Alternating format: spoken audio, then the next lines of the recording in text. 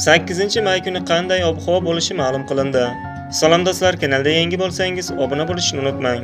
Qoraqalpog'iston Respublikasi Xorazm viloyatida havo biroz bulutli bo'ladi. Ayrim joylarda qisqa muddatli yomg'ir yog'ib, momaqaldiroq bo'lishi kutilmoqda. Shamol sharqdan 7-12 metr/sekund tezlikda esadi. Kechasi 15-20 daraja iliq, kunduz kuni 28-33 daraja iliq bo'ladi.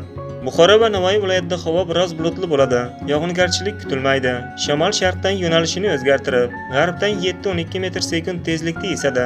Kechasi 17-22 daraja iliq, kunduz kuni 28-33 daraja iliq bo'ladi. Toshkent, Jizzax, Samarqand, Sirdaryo viloyatlarida havo biroz bulutli bo'ladi. Kechki tomon ayrim joylarda biroz qisqa muddatli yomg'ir yog'ishi, momaqaldiroq bo'lishi kutilmoqda. Shamol sharqdan 7-12 metr/sekund tezlikda esadi. Ba'zi joylarda 13-18 metr/sekundgacha kuchayishi, ayrim joylarda chang to'zon kuzatilishi kutilmoqda. Kechasi 18-23 daraja iliq, kunduz kuni 30-35 daraja iliq bo'ladi. Qashqadaryo, Surxondaryo viloyatlarida havo biroz bulutli bo'ladi. Yog'ingarchilik kutilmaydi.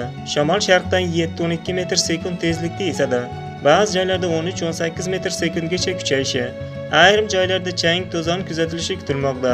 Kechasi 20-25 daraja iliq, kunduz kuni 30-35 daraja iliq bo'ladi. Andijon, Namangan, Farg'ona viloyatlarida havo biroz bulutli bo'ladi. Yog'ingarchilik kutilmaydi.